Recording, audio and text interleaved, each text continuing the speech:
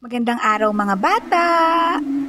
Ang ating storya ngayon ay tungkol sa kababalaghan at katatakutan na pinamagatang ang aswang na nagiging aso.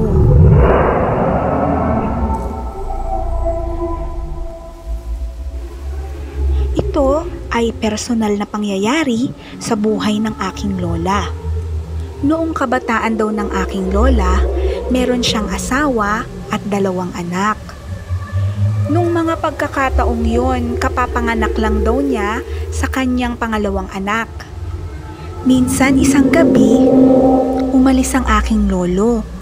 Mga maghahating gabi na daw noon para manguryente, manguha ng isda sa mga sapa dito sa amin.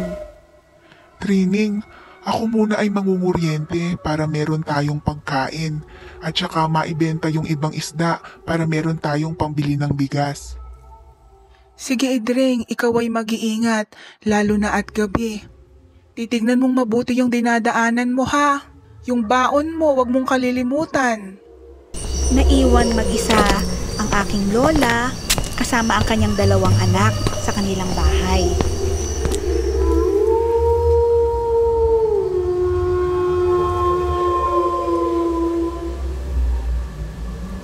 Ang mga bahay noon ay mga sinauna pa lang, gawa sa kahoy at mga kugon.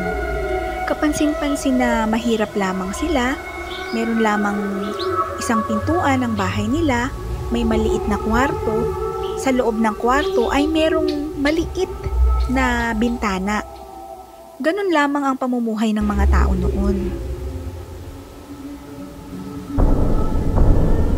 Isang gabi, ito yung pangyayari na hindi makakalimutan ng aking lola.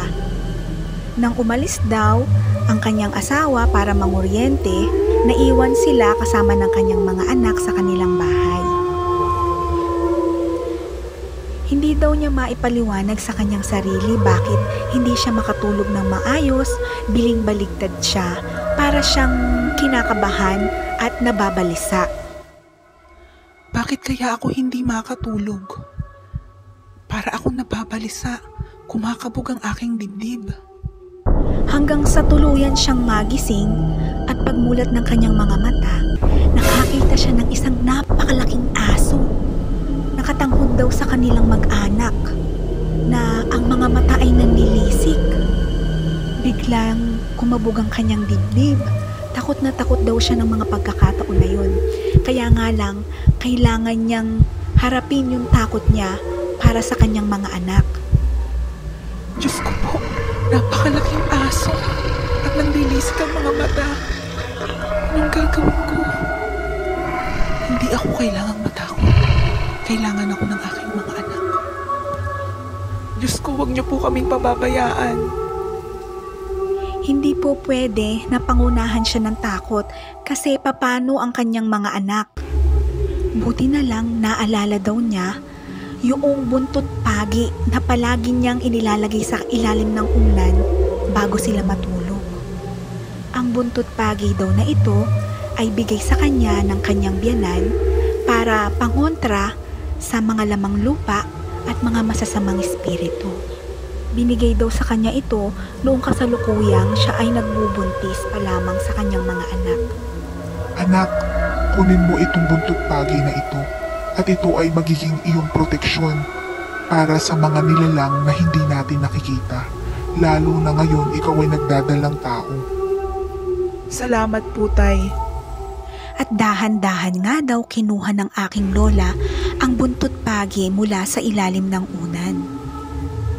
At iwinasiwas daw niya to bigla sa malaking aso. Umalis ka dito, lamang lupa. Hindi ako natatakot sa iyo. Lalabanan kita. Alis!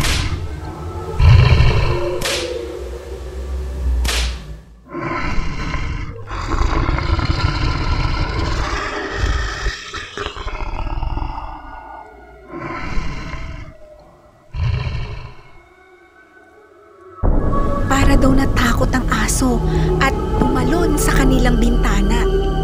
Ito raw ay bigla nang naglaho. Ang ipinagtataka lang daw ng aking lola, Paanong magkakasya ang isang napakalaking aso sa maliit nilang bintana? Kahit ano man daw ang gawin niyang isip, hindi niya maipaliwanag paanong magkakasya ang isang napakalaking aso sa isang maliit na bintana. Napaka-imposible. Siya ay gulat na gulat at manghang-mangha.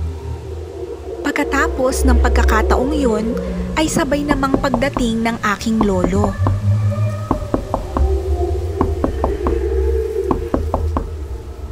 Kinuwento niya sa aking lolo ang mga pangyayari. At kinabukasan, ikinuwento nila ito sa kanilang mga magulang at sa albularyo ng barangay. Ang sabi ng albularyo, ang nakita daw ng aking lola ay isang aswang na nagbabalat kayo bilang isang aso. Ang balak daw nito ay kainin o kunin ang mga anak ng aking lola, lalong-lalo na ang kapapanganak nitong sanggol. Mabuti na lamang daw at merong buntot pagi ang aking lola dahil ang mga aswang ay takot daw sa buntot pagi. Ang ipinagtataka lamang ng aking lola kung bakit ang tagal na katanghod ng aso sa kanila ay hindi ito sumalakay. Paliwanag ng albularyo, dahil daw ito sa kulambo. Ang kulambo daw ay karaniwang kinakatakutan ng mga aswang dahil ang tingin nila dito ay maraming mga mata. Yun daw ang dahilan kung bakit hindi sila agad sinalakay ng aswang. Mabuti na lamang at walang nangyaring masama sa kanila. Ito ang pangyayari sa buhay ng aking lola na hindi niya makakalimutan kailanman. Kinukwento niya ito sa kanyang mga anak hanggang sa aming kanyang mga apo. Kaya kayo mga bata, lagi kayong magkakabit ng inyong mga kulambo bilang proteksyon hindi lamang sa mga lamok, pati na rin sa mga aswang. Diyan nagtatapos ang ating kwento mga bata.